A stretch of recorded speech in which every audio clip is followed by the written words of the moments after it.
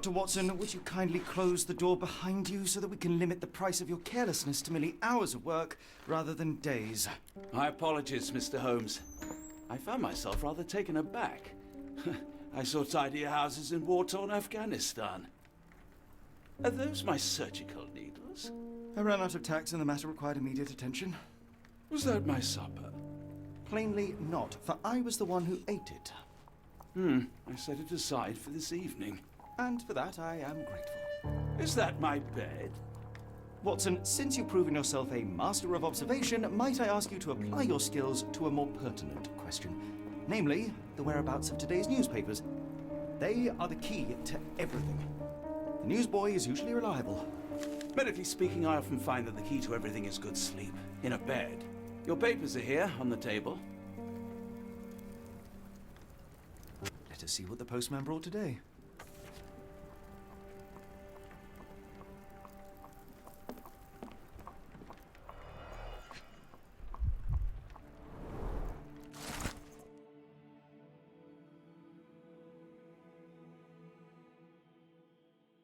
Local gossip, all of it uninteresting. Your order from Barnes' bookshop has arrived, Doctor. Barnes insists on delivering the books to our door, even though we could easily walk to his shop. That's good service. Another letter from Werner. I never reply, but they keep coming.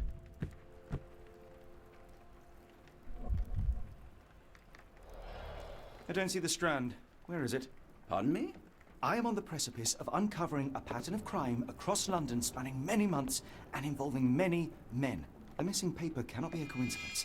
That's preposterous. My dear fellow, life is infinitely stranger than anything which the mind of man can invent. Well, life used your newspaper to wipe its posterior, so after that unpleasant discovery this morning, I disposed of it. But in lieu of the Strand, perhaps I can deliver you something equally tantalizing. I have just returned from a patient of mine, Captain Stemwick, who... No, that will not do. Grab your coat, Dr. Watson. Let us hope nobody has collected the dustbin.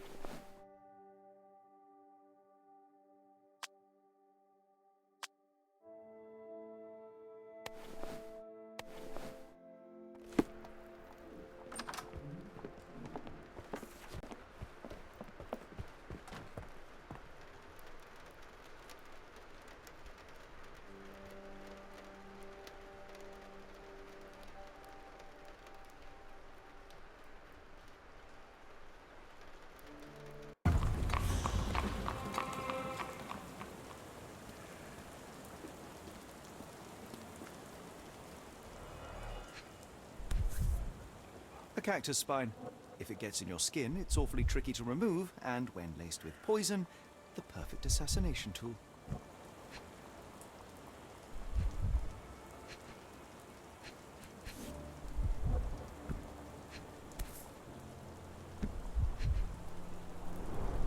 You were mistaken, Dr. Watson. The paper was indeed dirtied, but not how you implied. It's potting soil. See, Watson? The conspiracy is real. Someone tried to poison me. Poison? You? That's madness.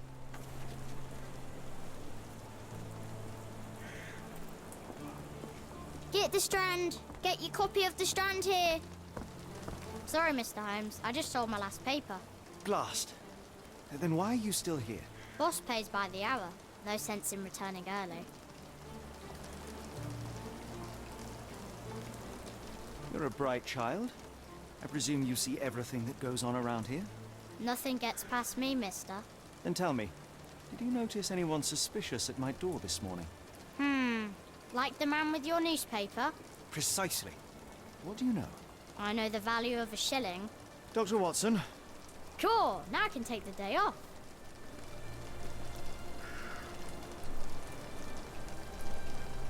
Can you describe the man you saw? He was carrying a lot of books. Up to his chin they were. Never heard of a well-read assassin. Looks can deceive, hence the appeal of disguises.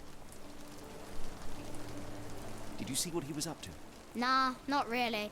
I saw him approaching your house, but I had a customer. Then there's a loud bang. I ducked down. Not because I was scared, because I wasn't. I had to protect the merchandise. And all I could see was him kneeling at your door. Which way did he go? Not sure. I was distracted by customers. Sorry. All right. You earned your shilling. That'll be all. Thanks, Mr. Holmes. Maybe I could be your eyes and ears, if you have more shillings.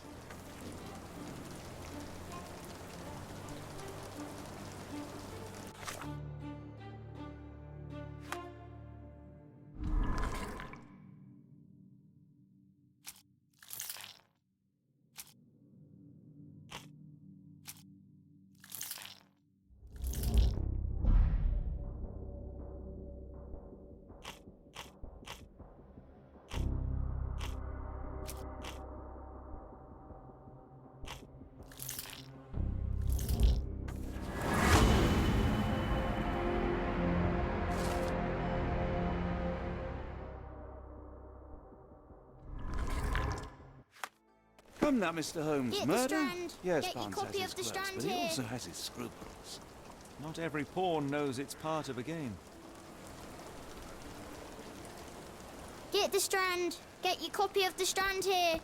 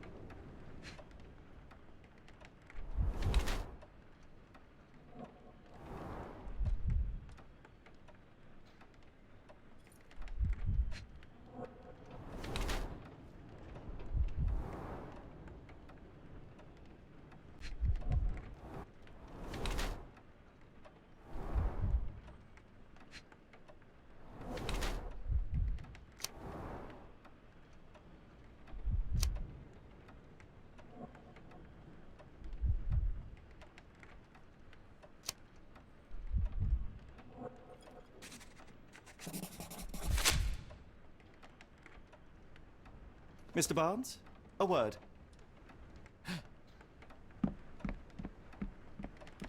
Oh, for goodness sake.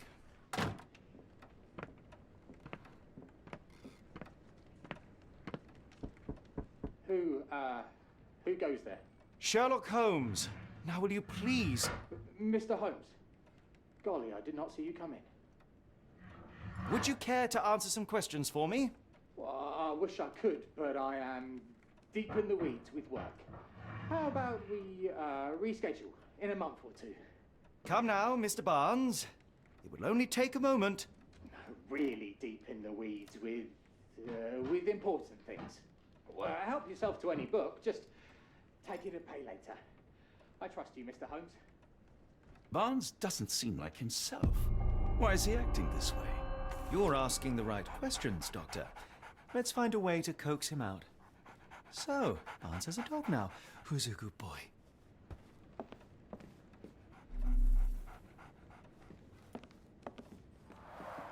The ladder is broken, recently, judging by the freshness of the wood.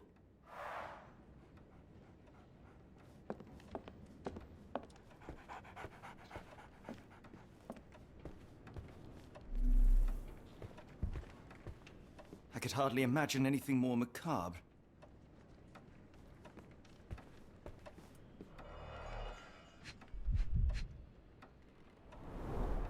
Basics of cryptoanalysis, cryptography in Egypt. It appears Barnes has an interesting hobby.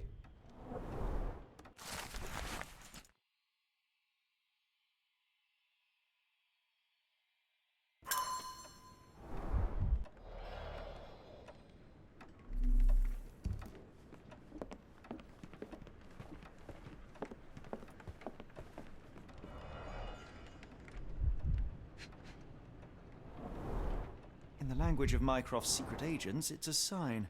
Dried flowers are replaced when the job is done. I wonder who the recipient is. An improvised stand, but it does make the flowers more visible.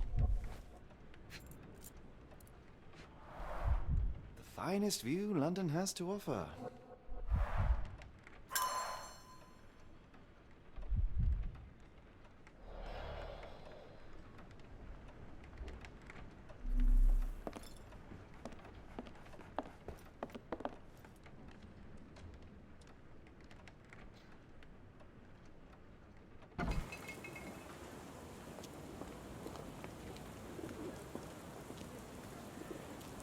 The weather is dreary, isn't it? To be fair, my flowers could use the rainfall. I should have worn something warmer. People don't tend to come out for flowers when it rains. Perhaps I should try selling door to door.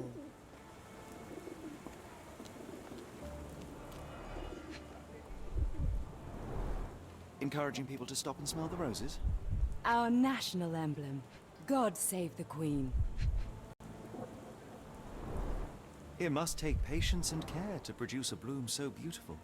I imagine so. I merely sell them. Familiar spine? Is this what I found in my dustbin?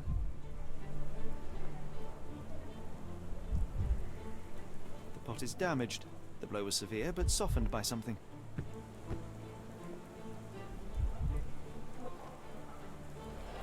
Anything tickle your fancy, Mr. Holmes?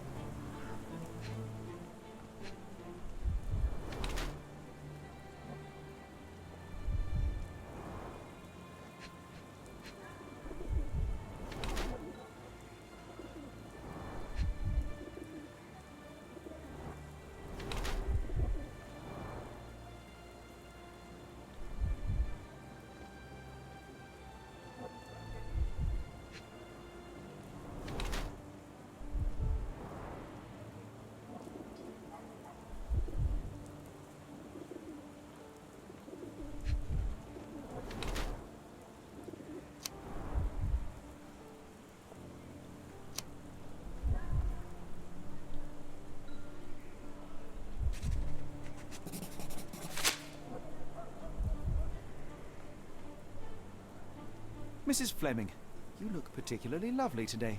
Is there a reason? Does a woman need a reason to look or feel beautiful? No, but your distant look suggests you seek one man's gaze in particular. Who told you that? Nobody. Merely a keen eye and some simple deduction. Well, I'll kindly ask you to keep your keen eye to yourself, Mr. Holmes.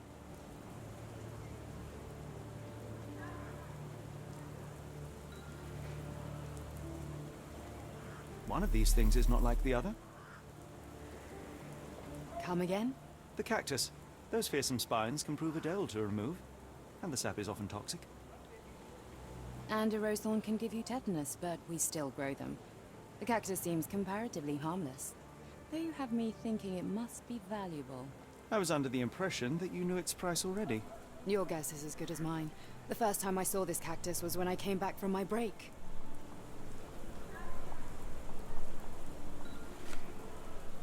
Are you familiar with Mr. Barnes? Yes. No, not really. Well, in a way. What on earth does that mean? I know who he is, of course, but we haven't shared much more than a look. A look? Yes. Each morning I go for a walk in the park with my dog, and most days I spot Mr. Barnes there with his new puppy, so we see each other. Actually, we once met briefly while our dogs played. He was quiet and seemed unsteady as he approached, but since then, we've never spoken. I often see him staring through the shop window.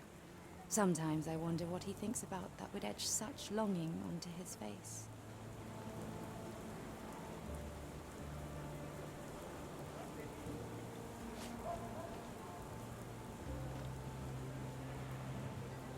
I'm afraid I can't help with that, Mr. Holmes.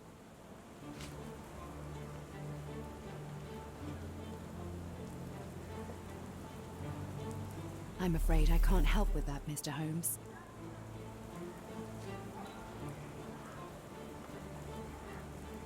Are you sure you're asking the right person? I'm just a flower seller. Are you sure you're asking the right person? I'm just a flower seller.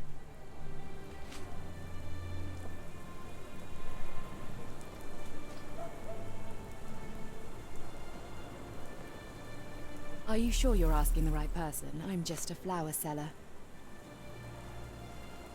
I don't know anything about this, sorry. What do you make of the flowers in Barnes' shop window?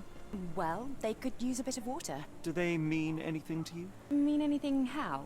I'm not sure I follow, Mr. Holmes. Why do you think they're there? Are you suggesting the flowers are for me? It seems likely, does it not? Oh, I hope you're right.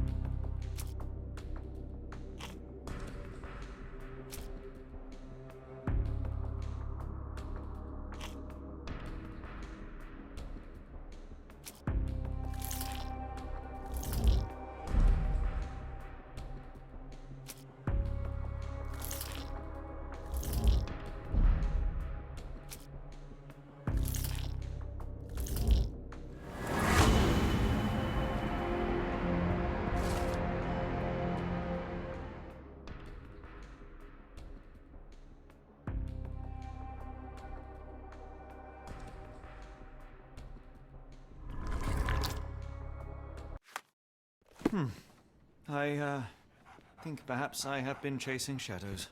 Do not despair, Mr. Holmes. Even the best of us make mistakes. We better tell Mr. Barnes what we've learned. Mr. Barnes, I know what you did, and I know why you did it. I'm sorry, Mr. Holmes. I can't hear you very well from behind the door.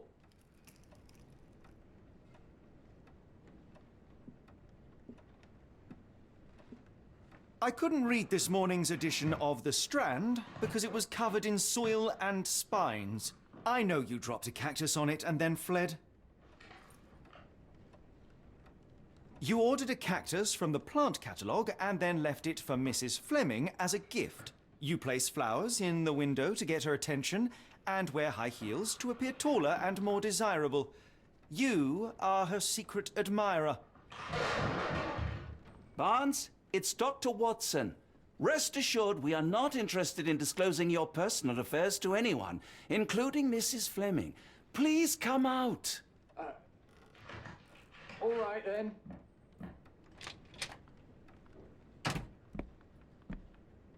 So, you know what happened then? I was on my way back from the post office, having picked up the cactus and some books. It was quite an awkward package, heavy too, and when I got to your door, I dropped the cactus in your paper. Forgive me. I needed that paper to prove a theory and prevent a crime. Your actions were rather disruptive. Your clumsiness carrying the post is matched only by the clumsiness of your romantic gesture. Oh, it's true. I am useless with this sort of thing. I'm not even sure if Mrs. Fleming noticed. As in most things in life, truth is the answer. Cease with the abstruse signals and anonymous gifts, and simply talk to the woman. What is the worst that can happen? She rejects you, and you are freed from this endless purgatory. That... Yes, you are correct, of course. I do have a slight tendency to overthink things. Thank you. So at last, we return to the matter of the paper. I'm investigating a string of burglaries. Did you perhaps read of any before the edition was spoiled? I don't recall, but you're welcome to read our copy for yourself. You had an issue of The Strand here all along? Well, naturally. I am a bookseller. I have a subscription to every magazine and newspaper in London. So you ought to be familiar with the concept of burying the lead. Oh no, my apologies, Mr. Holmes. I'll make it up to you however I can. I am an expert on obscure languages and translation and. Yes, okay. Just give me the paper.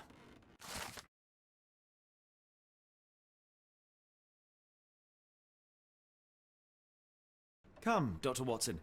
Let us put this matter behind us. Farewell, Mr. Barnes. I hope to hear good news about you and Mrs. Fleming.